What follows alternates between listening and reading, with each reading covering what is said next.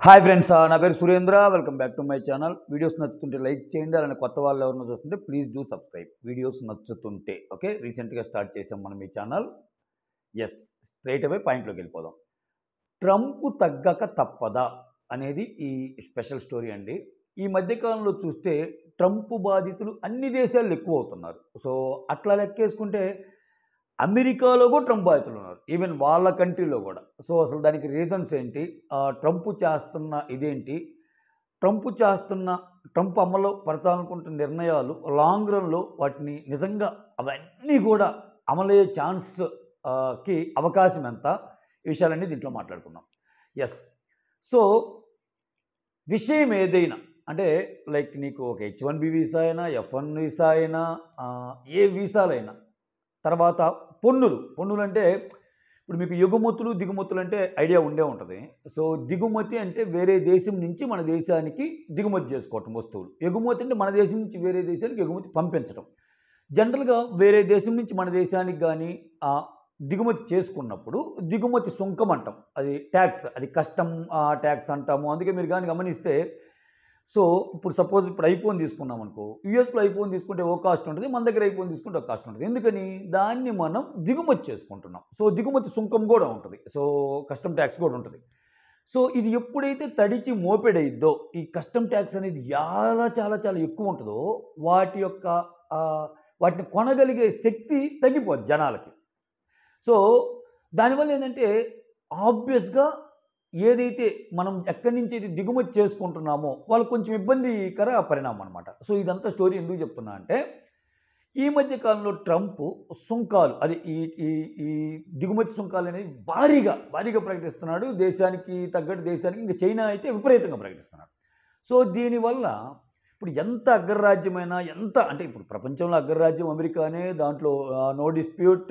ఎవరైనా సరే ఒక పెద్దన్నలాగా చూడాల్సిందే ఆ దేశాన్ని. కాకపోతే ప్రతి దేశంలో ఏ దేశానికైనా సరే వనరులు గానీ, ఆర్థిక వనరులను సంపాదించి పెట్టడానికి కొన్ని పారామీటర్స్ ఉంటాయి.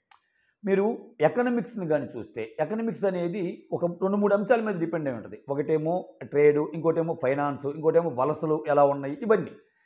ఇప్పుడిక్కడ ప్రత్యేకించి అమెరికాకి సో టెక్ ఆధారిత పరిశ్రమలు ఎక్కువ. అంటే వాళ్ళకొచ్చే సోర్స్ ఆఫ్ ఇన్‌కమ్ అనేది ఎక్కువ టెక్ రిలేటెడ్ ఉంటది. అంటే టెక్నికల్ ఇండస్ట్రీస్ నుంచి వచ్చే ఇన్‌కమ్ అనమాట.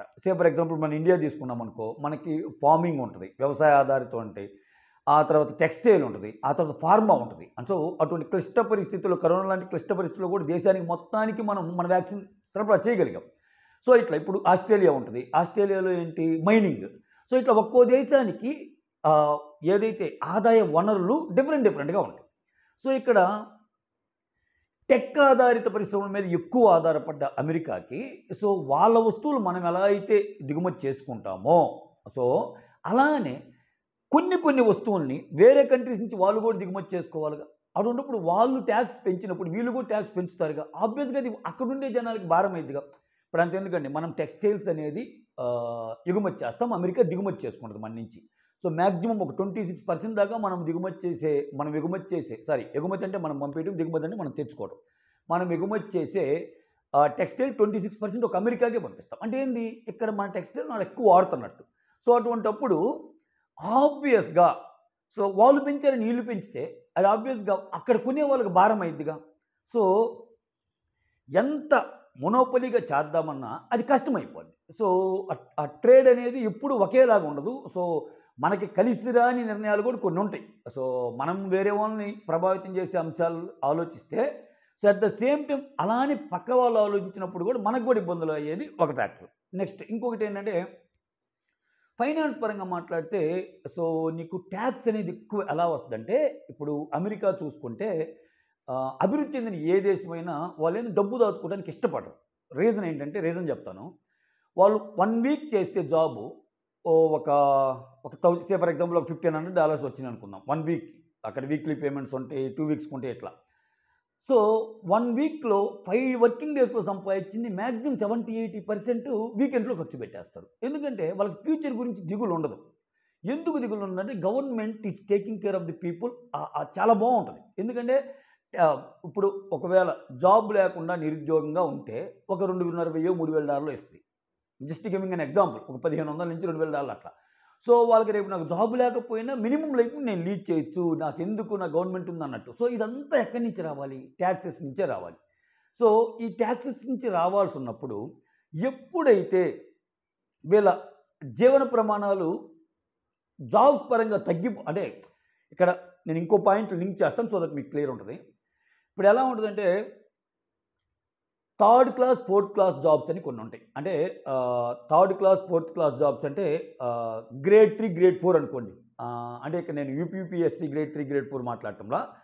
సో, కొంచెం మంచి జాబులు గ్రేడ్ 1 అనుకోని, కొంచెం తక్కువ జాబులు గ్రేడ్ 2 అనుకోని, ఇంకొంచెం తక్కువ జాబులు గ్రేడ్ 3 అనుకోని, ఇంకొంచెం తక్కువ జాబులు గ్రేడ్ 4 అనుకుంటే, అంటే ఇప్పుడు స్వేపర్స్ గానీ, లేకపోతే మోటార్ వెహికల్స్ నడిపేవాళ్ళు గానీ, లేకపోతే మెయిడ్స్ గానీ, ఇవన్నీ కొంచెం గ్రేడ్ 3, గ్రేడ్ 4 జాబ్స్ అనుకుందాం. అనుకుంటే ఇవన్నీ అమెరికన్స్ ఎక్కువ చేయటానికి ఇష్టపడరు. వాళ్ళ వాళ్ళ మెంటాలిటీ ఎలా ఉంటదంటే, వాళ్ళ మైండ్ సెట్ ఎలా ఉంటదంటే ఆహ్, సంపాదిద్దాం, ఖర్చు పెడదాం. సో, సేవింగ్స్ ఇవన్నీ చాలా తక్కువ మంది ఉంటారు. సో, అటువంటప్పుడు ఎప్పుడైతే ఇప్పుడు అందుకని అక్కడ గ్రేడ్ 3, గ్రేడ్ 4 జాబ్స్ అన్నీ ఏంటి? సో, ఎక్కువ వేరే దేశస్తులు ఉంటారు. ఎందుకంటే ఆ కరెన్సీతో పోల్చుకున్నప్పుడు మనకి చాలా ఎక్కువ డబ్బులొస్తాయి కాబట్టి ఏ జాబ్ చేయడానికే ఇష్టపడతాం. మరి అందుకు మెక్సికో నుంచి వచ్చేవాళ్ళు చాలామంది మెయిట్స్‌గా ఉంటారు అమెరికాలో. ఎందుకని? వాళ్ళకి చాలా బాగా బతకొచ్చు ఆ డబ్బుతో.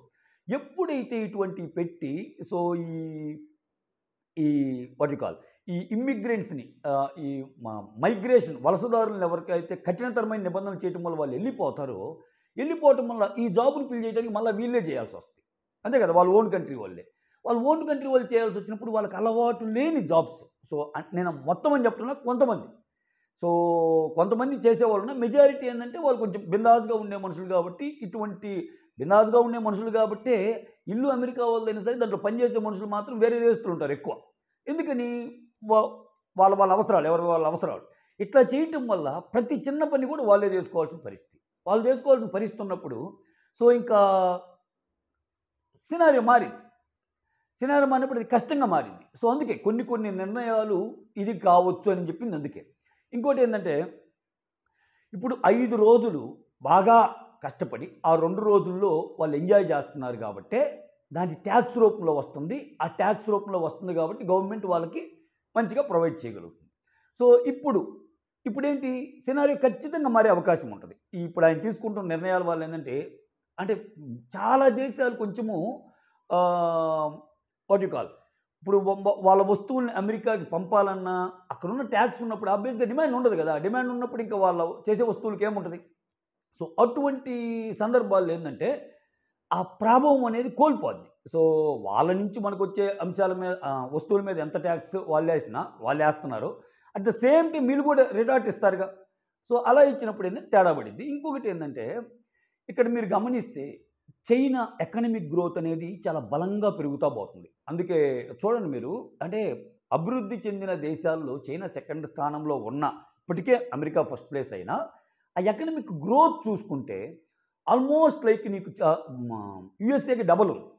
యూఎస్ఏకి డబుల్ అంటే కొన్ని సంవత్సరాల తర్వాత ఏదైనా జరగచ్చు. ఇప్పుడు మన తెలుగు పాలిటిక్స్‌లో చెప్తుంటారు కదా! 2047 టార్గెట్. 2047 అప్పటికి ఇండియా నంబర్ 1 పొజిషన్‌లో ఉండొచ్చు, చూడొచ్చు అని మనం అనుకుంటుంటాం కదా!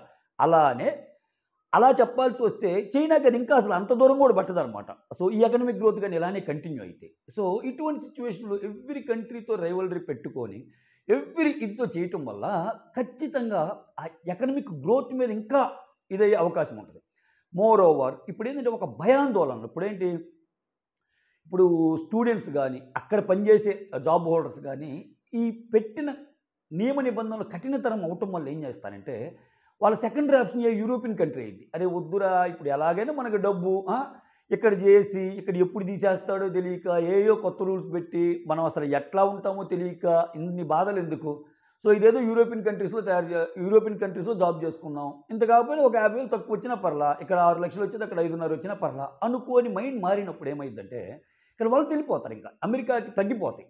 ఎప్పుడైతే అమెరికాకి వలసదారులు తగ్గిపోయి, ఇప్పుడు మన నైపుణ్యం అంతా వేరే దేశాలకు ఉపయోగపడినప్పుడు ఆబ్వియస్‌గా అది కొంచెం డిసడ్వాంటేజే కదా అమెరికాకి. సపోజ్ ఇప్పుడు చాలా మంచి బ్రెయిన్‌లన్నీ ఇండియాలో ఉన్నాయండి. చాలా మంచి బ్రెయిన్‌లున్నాయి. ఆర్టిఫిషియల్ ఇంటెలిజెన్స్‌లో దుమ్ము దులిపేవాళ్ళు చాలామందున్నారు. వాళ్ళందరూ అమెరికాకి ఏదో సేవ చేయాలనుకున్నారు. అమెరికాకి సేవ కాదు. అక్కడ జాబ్ చేయటం వల్ల వచ్చే డాలర్స్‌తో అది మనకే ఉపయోగపడిద్ది. వాళ్ళ ఫ్యామిలీ గ్రోత్‌కి ఉపయోగపడిద్ది. దేశానికి ఉపయోగపడిద్ది అన్న సెన్స్‌లో అక్కడికెళ్లారనుకోండి. ఏమైంది ఈ భయాందోళన వల్ల? వాళ్ళు వెళ్ళిపోయి ఆ సేమ్ స్కిల్లే వాళ్ళకున్నది. వాళ్ళేం చేస్తారు వేరే కంట్రీకి వెళ్ళిపోతారు అదే జాబ్‌ల కోసం. అప్పుడేమైద్ది స్కిల్డ్ లేబర్స్ ఏదైతే ఉంటారో వాళ్ళు తగ్గుతారు. ఇప్పుడెందుకని మనకంత డిమాండ్? సో, చైనా వాళ్ళకి గానీ, ఇండియన్స్‌కి గానీ, లేకపోతే ఇంకొకరికి గానీ ఎందుకంత డిమాండ్? ఎందుకంటే అక్కడ మనుషులంటే ప్రేమ గాదు. మనుషులలో ఉన్న స్కిల్. సో, ఆ స్కిల్ అనేది ఆ స్కిల్డ్ ఆహ్, పీపుల్ అనేవాళ్ళు ఎప్పుడైతే తగ్గిపోతారో ఈ భయాందోళన వల్ల ఆబ్వియస్‌గా ప్రాజెక్ట్స్ అనేవి పోతాయి. ప్రాజెక్ట్స్ అనేవి పోయినప్పుడు ఏమైద్ది? అక్కడ వాళ్ళే ఎక్కువ కష్టపడాల్సొస్తది. అంతే గదా! సో, దానివల్ల చాలా చాలా అంటే ఇప్పుడు గాకపోయిన తర్వాతైనా సరే తన నిర్ణయాలను తను ఖచ్చితంగా పునఃసమీక్షించుకునే సిట్యుయేషన్ వస్తది.